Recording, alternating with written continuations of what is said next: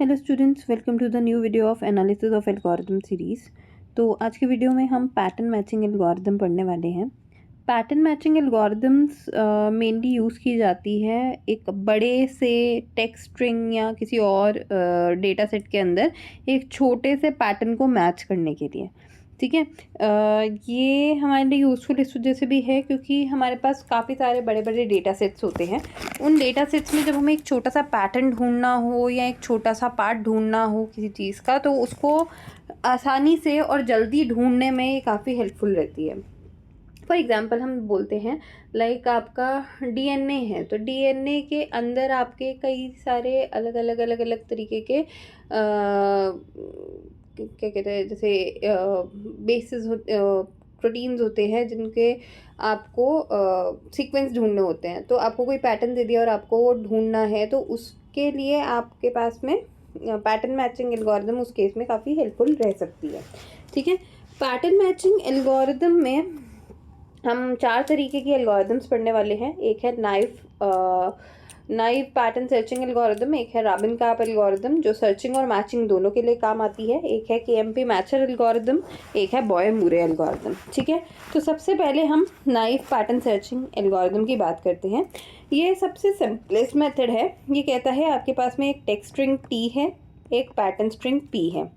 Text string थोड़ी सी लंबी string हो सकती है। फॉर एग्जाम्पल हम लेते हैं A B, A C, A D, A B, A B, कुछ इस तरीके का हमने टेक्स्ट स्ट्रिंग ले लिया है। पैटर्न है हमारा ए बी ए। ठीक है। ये पैटर्न हमें इस बड़ी सी टेक्स्ट स्ट्रिंग के अंदर ढूंढना है। तो नाइव पैटर्न सर्चिंग एल्गोरिथम क्या कहती है, पैटर्न स्ट्रिंग जितने कैरेक्टर्स का है उतने ही कैरेक्टर्स की या उसी साइज की एक विंडो बना लीजिए टेक्स्ट स्ट्रिंग पे। तो टेक्स्ट स्ट्रिंग में हमने क्या किया, एक विंडो बनाई। फॉर एग्जांपल हमारे 4 कैरेक्टर्स की पैटर्न स्ट्रिंग है, तो मैंने 4 कैरेक्टर्स को एक विंडो में बंद किया। अब ये कहता है from left to right check करो क्या आपके पैटर्न मैच हो रहे हैं।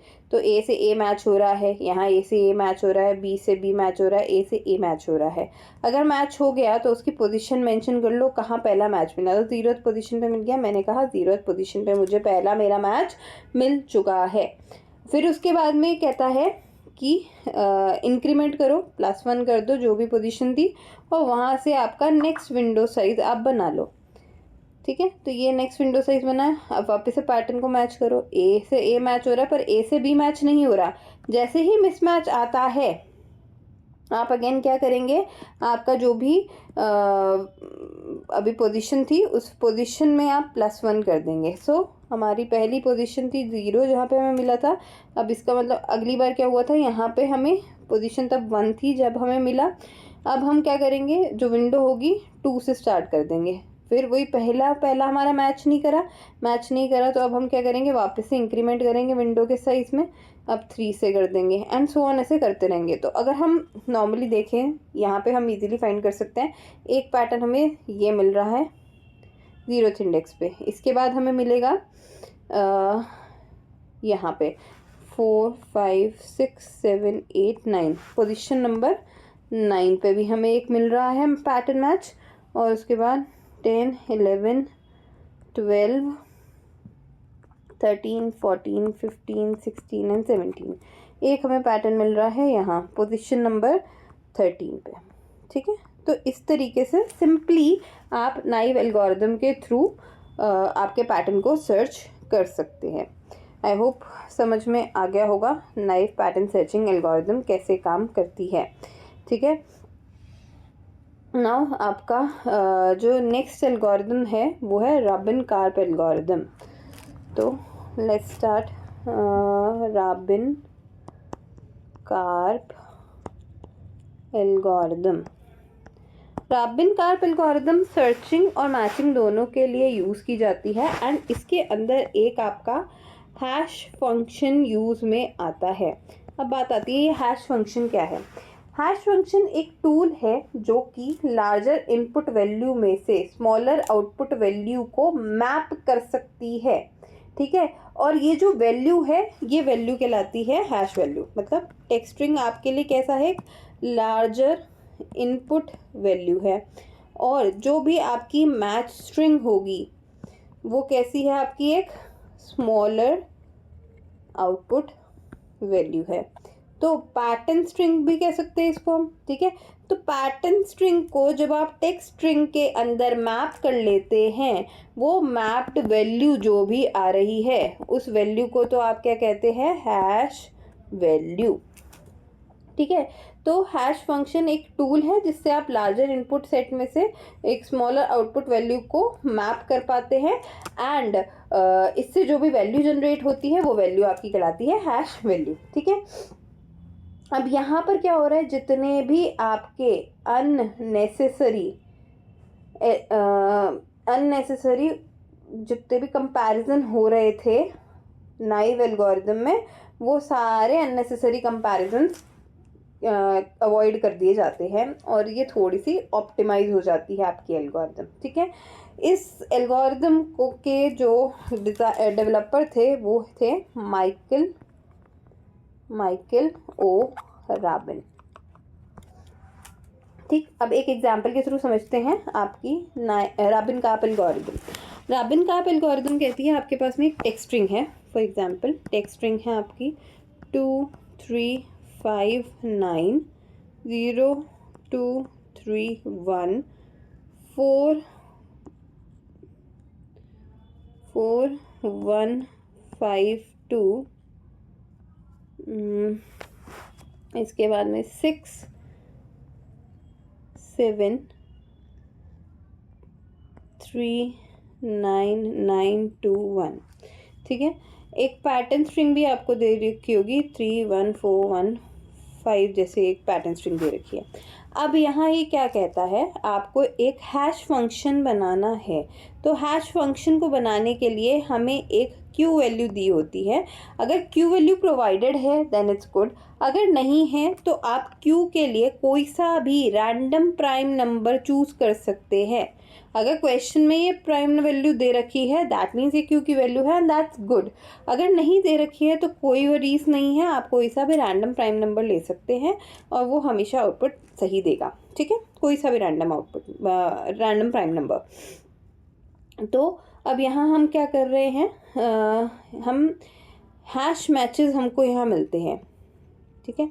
यहाँ पे हमको हैश मैचेस निकलेंगे, जो मैच फाइंड होगा उसमें दो तरीके के हैश मैचेस मिलेंगे। एक होता है वैलिड हिट, जब भी मैच मिलता है तो उसमें एक तो हमें मिलता है वैलिड हिट, एक मिलता है स्प्यूरियस हिट। अब ये वैलिड हिट और स्प्यूरियस हिट क्या है, जब आप हैश फंक्शन आपने निकाला, हैश फंक्शन को आप हैश वैल्यू के साथ में कंपेयर करते हैं। अगर वैल्यू सेम आती है तो सेम आने के केस में ऐसा हो सेम आते ही आप क्या करेंगे, pattern from left to right पूरा का पूरा पैटर्न जो है उस हैश वैल्यू के साथ में मैच करते हैं। अगर सारे के सारे पैटर्न्स या सारे के सारे कैरेक्टर्स आपके मैच कर जाते हैं exactly, then it is called a valid hit. अगर मैच नहीं करते हैं, कोई मिसमैच आता है, तो it is called a spurious hit. अब ये क्या है, कैसे काम करता है, let's study about it with an example. Just a second.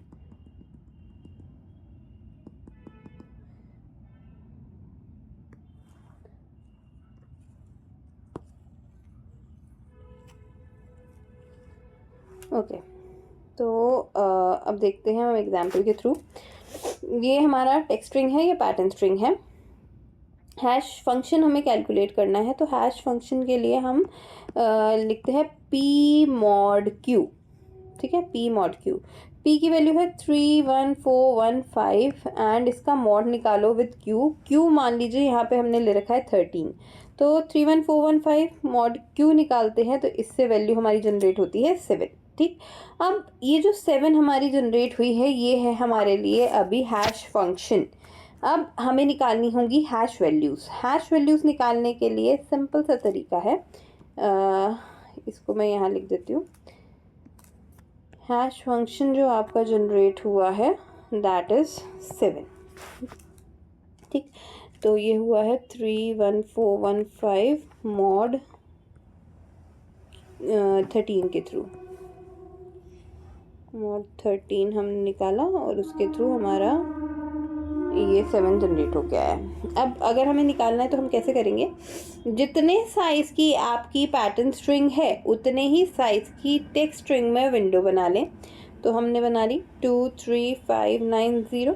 इसका मॉड कर दे आप अगेन किससे, क्यू से, 13 से। इसकी वैल्यू निकालें तो इसकी वैल्यू हमारी जैसे जनरेट हो रही है 8। इसके बाद में इंक्रीमेंट कर दें, जो भी इंडेक्स वैल्यू थी वहाँ से इंक्रीमेंट कर दें और वापस से एक विंडो साइज़ बना लें। मतलब अब नेक्स्ट विंडो क्या बनेगी, 35902 और इसका भी फिर मॉड निकाल देंगे 13 से। तो इसकी वैल्यू जैसे जनरेट होकर के आ रही है हमारी 9। ठीक है, अब ये जो हम निकाल रहे हैं इसके साथ साथ हम क्या करें, चेक करें क्या हमारा हैश फंक्शन मैच कर रहा है या हमारा हैश फंक्शन मैच नहीं कर रहा। इस केस में भी हमारा हैश फंक्शन मैच नहीं कर रहा है। वापस से इंक्रीमेंट करो और नेक्स्ट विंडो बनाओ 59023। अब मॉड 13 निकालते हैं इसका, तो इससे वैल्यू जनरेट होकर के आ रही है hash value 3 which is also not equal to the hash function. Then again increment किया, विंडो साइज बढ़ाया तो 90231 आया, मॉड किया 13 से तो हमारे पास आती है वैल्यू 11। ठीक है, which is also not equal to the hash function. Then वापस से इंक्रीमेंट किया तो 02314 मॉड 13 जिसकी वैल्यू जनरेट होकर के आ रही है हमारे पास 0 which is also not equal to the hash function. Then 23141 mod 13 निकालेंगे, ये इसकी वैल्यू आएगी 1 which is also not equal to the hash function. Then comes 31415 mod 13, ये तो हमें दिख ही रहा है, हमने यही निकाला था, ये 7 आएगा which is equal to the hash function. ठीक है, तो ये फर्स्ट विंडो हो गई आपकी, सेकंड हो गई, थर्ड हो गई, फोर्थ हो गई, फिफ्थ हो गई, सिक्स्थ हो गई, ये 7th विंडो थी। अब इसके बाद में 8th विंडो निकालते हैं। 8th विंडो जो बन रही है वो होगी आपकी 14152 मॉड 13 जिसकी वैल्यू आपकी जनरेट होकर के आ रही है कितनी है, इसकी भी कुछ वैल्यू जनरेट होके आएगी। देन नेक्स्ट आएगी 41526 मॉड 13, इसकी कुछ वैल्यू आएगी एंड सो ऑन। इस तरीके से आप करते रहें। लास्ट में एक आएगी 67399। ठीक है, इसकी मॉड 13 जब करते हो तो यहाँ पर भी वैल्यू आपकी हैश वैल्यू 7 जनरेट होके आती है एंड आगे भी इस तरीके से आप विंडो साइज निकाल लीजिए। अब देखो हमारे पास में दो जगह है जहाँ पर 7 वैल्यू आ रही है, एक विंडो साइज 7 विंडो नंबर 7 और एक यहाँ पर। तो अब अगर हम देखें तो यहाँ पर क्या है, हमारा हैश फंक्शन से हमारी हैश वैल्यू मैच कर रही है। मैच करते से अब हमें पैटर्न मैच करना है। तो पहला है 31415, हमारी पैटर्न स्ट्रिंग भी क्या थी 31415, मैच कर गई तो हम कहते हैं ये क्या है हमारा वैलिड हिट, मतलब यहाँ पे हमें पैटर्न मिल चुका है, मैच कर चुका है।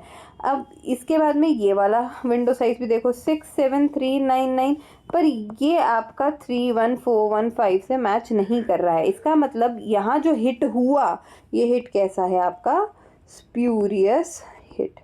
ठीक है, यानी कि यहाँ पर आपको पैटर्न नहीं मिला है एग्जैक्ट सेम। तो आई होप आपको रॉबिन-कार्प एल्गोरिदम भी समझ में आ गई होगी। जो अब हमारी नेक्स्ट एल्गोरिदम है, next algorithm is just a second, it is KMP mature algorithm. तो KMP मैचर एल्गोरिदम की बात अगर हम करें, KMP मैचर एल्गोरिदम, पहली बात तो KMP की फुल फॉर्म क्या है। KMP stands for the names of the developers of this particular algorithm. K stands for Knuth, M stands for Maurice and P stands for Pratt। And in सब ने 1970 में इस एल्गोरिदम को introduce किया था। ये एल्गोरिदम जितने भी रिडंडेंट कंपैरिजंस हैं उनको अवॉइड करती है, जिससे आपकी परफॉर्मेंस इंक्रीज़ होती है, एनहेंस होती है। ठीक है, यहाँ पर आपकी बैक ट्रैकिंग जो है वो मिनिमाइज होती है एंड उसके कारण आपकी एफिशिएंसी और ज़्यादा इंक्रीज़ होती है। अब केएमपी मैचर एल्गोरिदम की अगर हम बात करते हैं तो केएमपी मैचर एल्गोरिदम क्या कहती है कि आपके पास सबसे पहले आप एक प्रीफिक्स फंक्शन डिफाइन कर लें, डिफाइन अ प्रीफिक्स फंक्शन। उसके बाद में ये कहती है slide the pattern over the text for comparison। Third step कहता है if characters match तो we found a match, and अगर कोई मिसमैच हैपन होता है तो इसका मतलब है use the प्रीफिक्स फंक्शन। ठीक है, उस प्रीफिक्स फंक्शन को आप यूज़ करें to skip the unnecessary comparisons. And अगर आपकी एलपीएस वैल्यू जो है प्रीवियस कैरेक्टर की मिसमैच कैरेक्टर से अगर नहीं, मतलब वहाँ पे आप चेक करते हैं, अगर वो ज़ीरो आती है उस केस में आप ज़ीरोथ इंडेक्स जो भी है पैटर्न का वहाँ से हट करके नेक्स्ट कैरेक्टर पे आते हैं। अब ये सब क्या चल रहा है इसको एक एग्जांपल के थ्रू समझाती हूँ तो अच्छे से समझ में आएगा। एक आपके पास टेक्स्ट स्ट्रिंग है, सपोज टेक्स्ट स्ट्रिंग है A B C A B C A B D, ये आपकी मान लीजिए टेक्स्ट स्ट्रिंग है। एक पैटर्न स्ट्रिंग भी है ए बी डी। ठीक है, अब यहाँ पर ये क्या कह रहा है, बहुत इजी लैंग्वेज में हम हमारी एल्गोरिदम को समझते हैं क्या करना है कैसे करना है। ये कहता है दो आप कोई इंडेक्सेस ले लीजिए, वेरिएबल्स ले लीजिए आई एंड जे इंडेक्स को शो करने के लिए। आई जो है वो बताता है टेक्स्ट स्ट्रिंग के इंडेक्सिंग को और जे जो है वो बताता है पैटर्न स्ट्रिंग की इंडेक्सिंग को। ठीक है, अब यहाँ पर आपकी सेकंड स्टेप में एक पाई टेबल बनती है जहाँ पाई वैल्यूज़ निकलेंगी। वो पाई टेबल कैसे बनती है वो भी बताते हैं। उसके बाद में ये कहता है टी ऑफ आई को आप P of J plus one से कंपेयर करेंगे। अगर मैच मिलता है, इफ़ मैच मतलब इज़ फाउंड, तो उस केस में आप क्या करें, आई और जे दोनों को राइट में इंक्रीमेंट कर देंगे। ठीक है, जैसे ही मैच मिला तो आई और जे दोनों की वैल्यू आप राइट में इंक्रीमेंट कर दीजिए। अगर मिसमैच मिलता है तो मिसमैच के केसेस में दो चीज़ें होती हैं। जैसे ही मिसमैच मिला तो अब उस टाइम पे जे की जो भी पोजीशन होगी उस पोजीशन को आप सर्च करेंगे आपकी पाई टेबल में। पाई टेबल में देखने के बाद में अगर वो वैल्यू नॉन ज़ीरो है, अगर वो वैल्यू आपकी नॉन ज़ीरो है उस केस में आई की वैल्यू तो सेम रहेगी। ठीक है, और जे की वैल्यू अब जो भी नई आई है वहाँ पाई वैल्यू जो भी आपको दे रखी होगी वो आपकी नई जे की वैल्यू बन जाएगी। सेकंड केस कहता है कि अगर आपकी पाई वैल्यू जो आई है वो ज़ीरो है उस केस में आप आई में इंक्रीमेंट कर देंगे। ठीक है, उसको एक पोजीशन राइट तरफ आप आगे बढ़ा देंगे। अब इसका एक एग्जाम्पल करके देखते हैं तो ज़्यादा अच्छे से समझ में आ जाएगा। हमने एग्जाम्पल लिया था आपका ये वाला, एक सेकंड, हाँ, तो ये हमारा आपका एग्जाम्पल था। इस एग्जाम्पल को अगर सॉल्व करें तो सबसे पहले हमने क्या करा, आई की वैल्यू यहाँ ले ली है, सॉरी आई की वैल्यू हमारी यहाँ आ गई है, ये हमारी आई की वैल्यू है 0, सॉरी ये 1 से स्टार्ट होगी आई की वैल्यू 1 2 3 4 5 6 7 8 9 10 11 12 13 14 एंड 15। और पैटर्न स्ट्रिंग जो है उसके लिए हम पाई टेबल बनाएंगे। पाई टेबल के लिए देखिए ए बी एंड डी। इस तरीके से हमने इनको मेंशन कर लिया। इनकी पोजीशनिंग अगर हमें लिखनी हो तो 1 2 3 4 एंड 5 एक एक्स्ट्रा इंडेक्स वैल्यू लेकर के चलते हैं, जे में हमेशा 0। ठीक है। अब यहाँ पाई टेबल किस तरीके से काम करती है? पाई टेबल कहती है कि अगर कोई भी character for the very first time आया है उसको तो हम क्या कर दें, 0 लिख दें। तो ए पहली बार दिखा तो 0, बी पहली बार दिखा तो 0। अगर वो रिपीट होता है उस केस में उससे जस्ट पहले जिस बी पोजीशन पे वो कैरेक्टर आया है वो आपकी पोजीशन मेंशन कर दी जाएगी। फॉर एग्जांपल ये ए इससे पहले कौन सी पोजीशन पे आया था, फर्स्ट पोजीशन पे, तो इसकी इंडेक्स हो जाएगी वैल्यू 1। ये बी इससे पहले कौन सी पोजीशन पे आया था, 2, तो हम यहाँ 2 कर देंगे। डी पहली बार आया है तो 0। अब मान लीजिए अगर ए वापस से आ जाता, उस केस में इस ए से जस्ट पहले ए कहाँ आया था, पोजीशन नंबर 3 पे, तो इसकी पाई वैल्यू हो जाती 3। अगर बी वापस आता उस केस में इससे जस्ट पहले बी कहाँ आया था, पोजीशन 4 पे, तो इसकी पाई वैल्यू हो जाती 4। तो इस तरीके से हमें यहाँ पे काम करना है। ठीक है, ये हमारी पाई टेबल बन करके तैयार हो गई है। अब ये क्या कह रहा है, टी ऑफ आई को कंपेयर करिए with P of J plus 1। अब टी ऑफ आई को हम कंपेयर करते हैं पी ऑफ जे प्लस 1, मतलब T1 को हमने कंपेयर किया किससे, P of 0 plus 1, that is P1 से।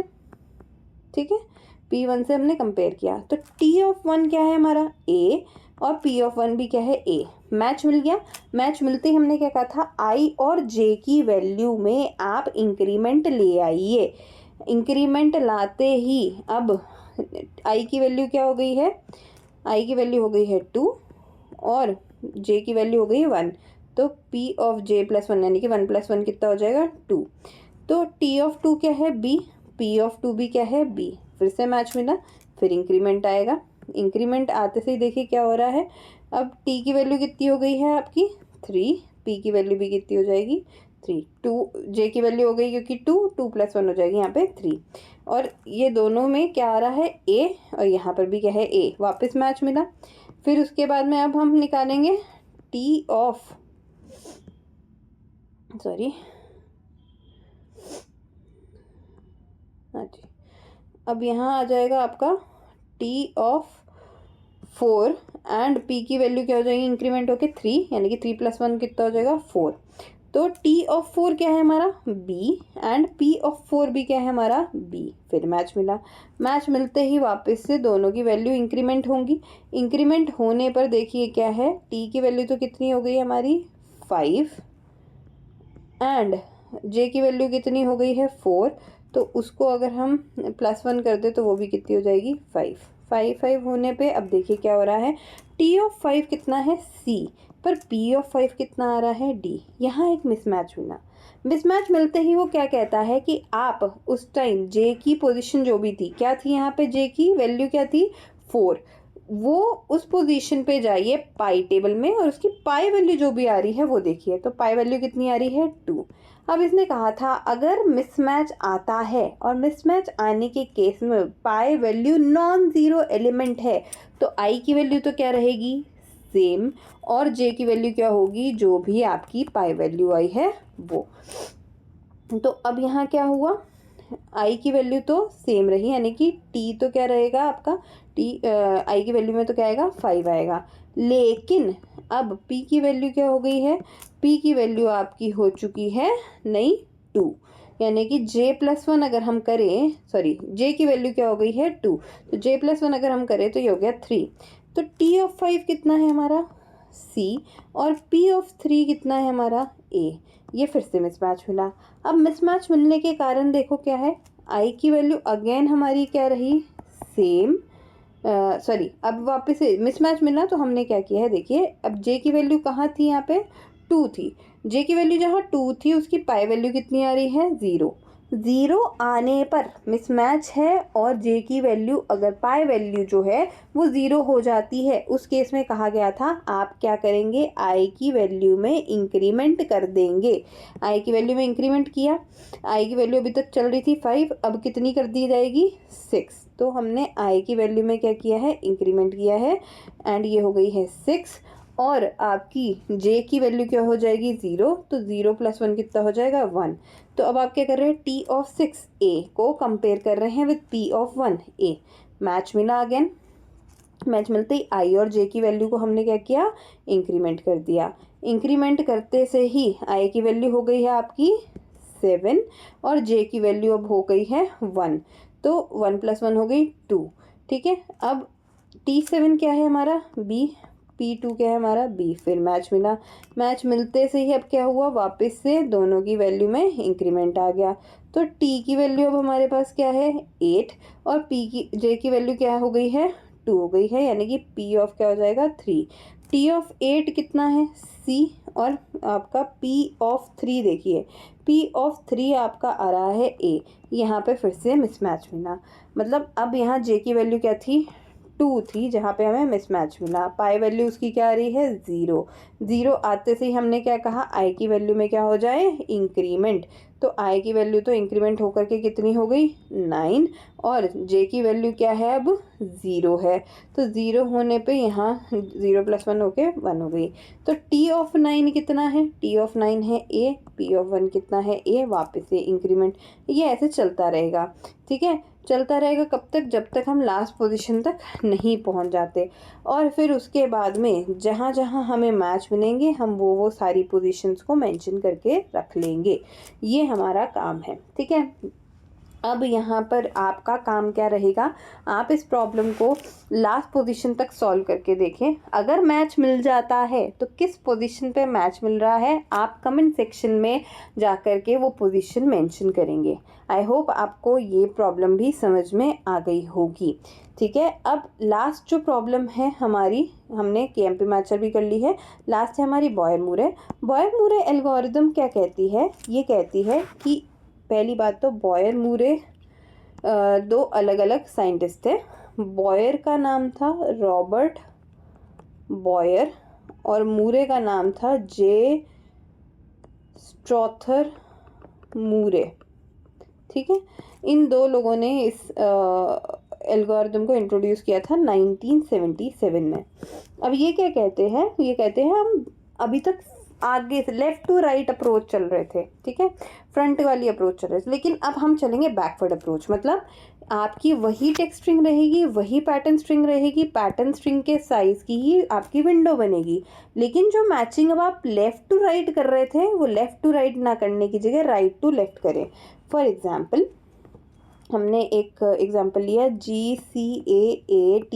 ठीक है, पैटर्न स्ट्रिंग टी, फिर उसके बाद वापस लिख देते हैं GCCTAT, देन GTGACC। ठीक, और पैटर्न स्ट्रिंग मान लीजिए है हमारी TATGTG। अब ये क्या कह रहा है, आप जो मैचिंग करेंगे वो मैचिंग लेफ़्ट टू राइट ना करके राइट टू लेफ़्ट करेंगे। उससे क्या होगा, राइट साइड में मान लीजिए कोई भी मिसमैच आता है तो हमें पूरा पीछे की स्ट्रिंग को मैच करने की ज़रूरत नहीं है, जहाँ मिसमैच आया उससे हम आगे बढ़ जाएंगे। तो जैसे यहाँ देखिए, अगर G से G हमारा मैच कर रहा है, T से T मैच कर रहा है, A से G में यहाँ पे हमें मिसमैच मिल गया, तो हमें पीछे की पूरी स्ट्रिंग को मैच करने की ज़रूरत ही नहीं पड़ी। A से G जैसे ही मिला तो ये कहता है इस पूरी स्ट्रिंग के अंदर आपको कहीं मैच नहीं मिलने वाला। जिस भी कैरेक्टर के लिए पैटर्न स्ट्रिंग के जिस भी कैरेक्टर के लिए आपको मिसमैच मिला है, अब इस विंडो साइज़ को आप आगे बढ़ाओ और जहाँ पर भी वही सेम कैरेक्टर आएगा वहाँ से उसको मिला दो। तो अब ये क्या करेगा, TATGTG था, तो ये हमें G यहाँ दिखा नेक्स्ट, तो इसने कहा G यहाँ ले आओ। ठीक है, T और G ऐसे आ गया, और इससे पहले क्या था हमारा TAT, तो TA एंड T यहाँ आ जाएगा। अब इसने देखो लास्ट कैरेक्टर ही देख लिया, सीधे सीधे मिसमैच आ रहा है, मिसमैच आ रहा है फॉर G अगेन। तो इसने विंडो साइज़ को फिर आगे करा, कहाँ किया, यहाँ तक ले आया जहाँ पे भी पहला G इसको मिलेगा। तो इसने अगेन इसको वापस से विंडो साइज़ को आगे बढ़ा दिया।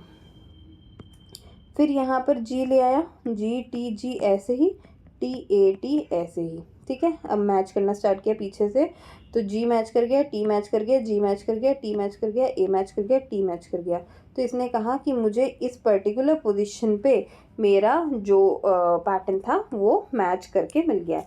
अब यहाँ अगर हम देखें तो कॉम्प्लेक्सिटी थोड़ी सी रिड्यूस हो गई है, हमें बहुत ज़्यादा हर एक विंडो साइज़ को प्रॉपर हमें यहाँ पर सर्च नहीं करना पड़ रहा है पैटर्न के लिए, मैचिंग पूरी परफॉर्म नहीं करनी पड़ रही है, ठीक है। अब यहाँ बॉयर मूरे की अगर बात करें तो ये 2 स्ट्रैटेजीज पर काम करता है, एक है बैड कैरेक्टर ह्यूरिस्टिक और एक है good suffix heuristic. Bad character बोलता है आप पीछे से राइट टू लेफ्ट की तरफ में मैच करना स्टार्ट करो, जिस भी पोजीशन पे आपको कैरेक्टर मिसमैच मिल रहा है वो कहलाता है आपका बैड कैरेक्टर ह्यूरिस्टिक। वो सिंपली उस केस में कहता है कि अब आप क्या करें, नेक्स्ट विंडो आप जो बनाएंगे उसमें वो पर्टिकुलर पैटर्न का कैरेक्टर जहां मिसमैच मिल रहा है आप सीधे अगला same character next window size के अंदर चेक करें कहाँ आ रहा है और उससे मिलाना चालू कर दें और उसके हिसाब से पैटर्न लिखना स्टार्ट कर दें और वापस से यही सेम प्रोसेस दोहराएं जो हमने अभी किया, ठीक है। गुड सफिक्स ह्यूरिस्टिक कहता है कि अगर आपका कोई सफिक्स मैच कर गया है सक्सेसफुली तो वो एक गुड सफिक्स है। एक मिसमैच के बाद में कुछ नेगेटिव शिफ्ट आती है बैड ह्यूरिस्टिक में, ठीक है। हम वापस से नेक्स्ट सबस्ट्रिंग को ढूंढना स्टार्ट कर देते हैं। अगर हमारे पास में पूरे टेक्स्ट स्ट्रिंग के अंदर कोई गुड सफिक्स है तो हम क्या करेंगे, डायरेक्टली उसकी तरफ जंप करेंगे अब, ठीक है। अब हमें पीछे का पूरा देखने की ज़रूरत नहीं है। जैसे फॉर एग्जांपल हमने यहाँ देखा था कि यहाँ सी और जी में ही मिसमैच हो गया, तो हमें पीछे का पूरा देखने की ज़रूरत नहीं थी। हमने कहा कि पीछे कहीं पे भी मैच नहीं मिलेगा, अब सीधे आगे की तरफ कूदो, और यही प्रोसेस क्या कहलाता है, good suffix heuristic. I hope आपको pattern matching and searching algorithm सारी समझ में आ गई होंगी। अगर कहीं पे भी डाउट आ रहा है प्लीज़ कमेंट सेक्शन में जा कर के आप या तो टाइम स्टैम्प डाल दीजिएगा कि इस पर्टिकुलर टाइम स्टैम्प पे हमें ये इशू आ रहा है, या फिर वो प्रॉब्लम आप पूछ लीजिएगा। अगर पॉसिबल हुआ तो मैं वहीं कमेंट सेक्शन में ही आपका डाउट क्लियर कर दूँगी, अदरवाइज़ एक छोटी वीडियो बना दूँगी। तब तक अब ये हो चुका है लेक्चर ख़त्म। आप पढ़िए इसको और जो मैंने आपको बताए हैं सॉल्यूशंस निकालने के लिए वो ज़रूर निकालिएगा और उनके आंसर्स आप कमेंट सेक्शन में ज़रूर डालिएगा। Thank you so much.